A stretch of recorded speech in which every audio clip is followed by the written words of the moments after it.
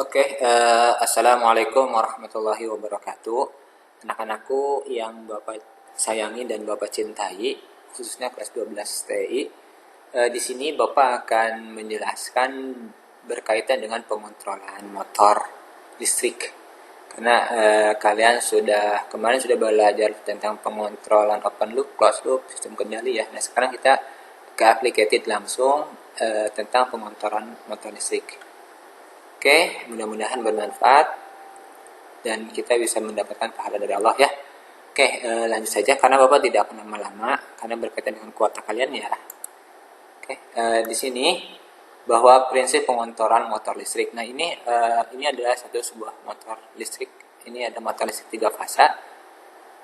Kata kontrol berarti mengatur atau mengendalikan. Jadi yang dimaksud dengan pengontrolan motor adalah pengaturan atau pengendalian motor dimulai dari pengasutan, pengoperasian hingga motor itu berhenti. Nah, jadi apa yang disebut pengontrolan yaitu dimulai si motor mulai sedang beroperasi sampai berhenti, itu adalah prinsip dari suatu pengontrol. Kapan dia berjalan, kapan dia berputar secara optimal, kapan dia berputar secara tidak optimal dan sampai motor itu mati. Nah, di sini ada bagian dari sebuah motor, ini motor 3 fase, motor induksi ya. Nah, di sini kalian akan ketemu yang ini bagian-bagiannya. Ini adalah namanya rotor. Rotor itu bagian bergerak. Ada kipas rotor karena dia akan mengipasi. Ya, ini adalah bagian terminal box. Stator. Nah, stator itu bagian diam. Ini adalah belitan stator, bearing, poros, cincin, hubung singkatnya ini di sini ada ya. Oke, lanjut. Pengatur motor dapat dikategorikan menjadi 3 menurut fungsinya, yaitu pengontrolan pada saat pengasutan atau starting. Yang kedua adalah pengontrolan pada saat motor dalam keadaan beroperasi, mengatur kecepatan, pembalik arah putaran dan lain-lain ya. Jadi ketika motor itu biasa kecepatannya sedang, pelan ataupun seperti apa, ini pada saat motor dalam keadaan beroperasi. Dan yang ketiga adalah pengontrolan pada saat motor berhenti atau beroperasi atau pengereman. Oke, ini 3 menurut fungsinya.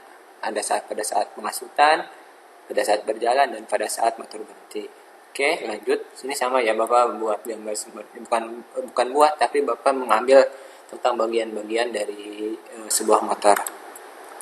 Maka dari caranya dapat diklasifikasikan menjadi pengontrolan cara manual atau manual control. Untuk motor itu ada pengontrolan semi-automatic control, pengontrolan otomatis atau automatic control, pengontrolan terprogram. Nanti kalian akan belajar secara manual, pengontrolan secara semi, otomatis, dan kontrol lainnya. Ini ntar kalian akan pelajari dengan menggunakan PLC, program kontrol. Mudah-mudahan kalian bisa mengikuti. Nah, dalam mengoperasikan motor listrik, agar dapat berfungsi secara andal dan terhindar dari gangguan dan kerusakan dan terjamin keselamatan terhadap motor, bahaya sengatan listrik, maka setiap instalasi motor di listrik dilengkapi dengan peralatan proteksi, yaitu proteksi beban lebih. Ntar kalian akan ketemu ya. Jadi si motor ketika dia berjalan ataupun pada saat dia akan bekerja, ada proteksi atau pelindung beban lebih, pentanahan, dan hubung singkat. Nah, di sini ada proteksi-proteksinya. Ntar kita bikin lah.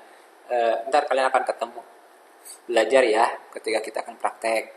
Nah, jadi karakteristik motor induksi 3 fase adalah arus bebannya tinggi pada sumber tegangan dengan direct online starting, menghasilkan arus start dan lonjakan yang tinggi jika diaplikasikan pada tegangan penuh, akan mengakibatkan penurunan tegangan sumber dan pengaruh transient torsi pada sistem mekanik. Ntar ini kalian akan ketemu ya. Sebenarnya Bapak kenapa cepat-cepat Bapak ngomongnya, biar materi tersampaikan saja ya. Nah, di sini kalian akan ketemu pengontrolan seperti ini, pengontrolan seperti ini, pengontrolan seperti ini nomor 3, dan pengontrolan seperti ini. Ntar kita akan bahas satu persatu. Apa sih nomor 1, nomor 2, nomor 3, nomor 4. Oke, sekarang untuk pengontrolan nomor 1 yaitu adalah DOL atau Direct Online Motor Starting. Nanti kalian akan belajar ya, membuat merangkai motor bisa bergerak secara DOL. Yang kedua dengan start delta, motor starting. Yang ketiga dengan soft starter. Oke, ntar kalian akan berjalan dengan soft starter, tapi untuk soft starter kelihatannya kita akan nggak akan dipakai karena kita belum punya ya untuk soft starternya, tapi untuk VSD kita udah punya. Kalian akan belajar seperti ini ya. Ntar ini Bapak emang banyak digunakan, banyak di mana di pabrik-pabrik. Ketika kalian sudah bisa belajar ini, ketika pengasutan motor sudah bisa di pabrik itu gampang. Kamu sudah bisa apa? Saya bisa pengasutan motor Pak. Dari DOL, Start Delta, Soft Starter tuh VSD ini kalau kalian udah bisa itu bagus sekali di pabrik itu. Oke. Selanjutnya, sistem pengoperasian motor dilakukan pada saat, nah ini yang tadi ya, kalian ketika dia keberhasilan suatu pengoperasian sebuah motor listrik bukan saja ditentukan pada running mode performance motor, tetapi juga pada starting performance. Bukan hanya pada saat berjalan, tetapi pada saat awal berjalan. Jadi si motor itu bagaimana dia berjalan, karena kalau berjalan tidak bagus, kesananya juga kan tidak bagus. Oke. Starting motor induksi rotor sangkar dapat dilakukan antara lain seperti tadi ada direct online, start delta, starting dengan menggunakan tahanan primer, auto transformer, dan motor slip ring. Kita satu-satu ya, kita bahas tentang DOL. DOL, nah ini DOL-nya seperti ini. Mungkin kalian sudah tahu lah, dengan simbol-simbol ini, Bapak jamin kalian sudah pada tahu ya. Mudah-mudahan tentang tor apa, bentuknya seperti apa. Karena ini pelajaran kelas 2 tentang magnetic contactor itu seperti apa, fungsinya seperti apa, MCB fuse, MCCB no fuse mereka seperti apa. Bapak jamin kalian sudah tahu karena ini sudah belajar kelas 2. Ini untuk rangkaian DOL seperti ini dan kita bisa langsung praktekkan saja. Pak belum tahu loh. Pak saya belum tahu tentang apa itu magnetic contactor. Pak saya belum tahu tentang coil. Pak saya belum tahu tentang tor. Kenapa nggak belajar dari dulu atuh? Kalau kalian sudah belajar kesini juga gampang ya. Ini untuk seperti ini wiringnya. Ini MCB apa ini kepanjangan MCB Pak? Ini nggak mengerti Pak. Ini gimana. Makanya belajar. Pak nggak bisa belajar datang ke lab. Bapak ada di lab terus.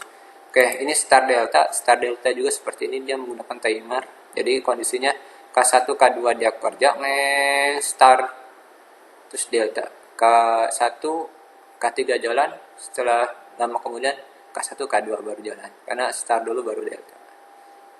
Oke, ini seperti ini. Dan ini adalah satu tahanan primernya seperti ini ya, tahanan primer. Dan kita kelihatannya kita nggak mempraktekkan dengan tahanan primer, karena yang biasa di pabrik digunakan adalah DOL dan start delta. Oke, dan ini juga yang menggunakan auto trafo. Nah, ini dengan auto trafo dia untuk masuk ke dalam motornya itu diatur tahanannya berapa dan masuk sini berapa. Seperti itu ya. Jadi starting dengan cara ini dengan menghubungkan motor pada tahapan tegangan sekunder auto transport terendah.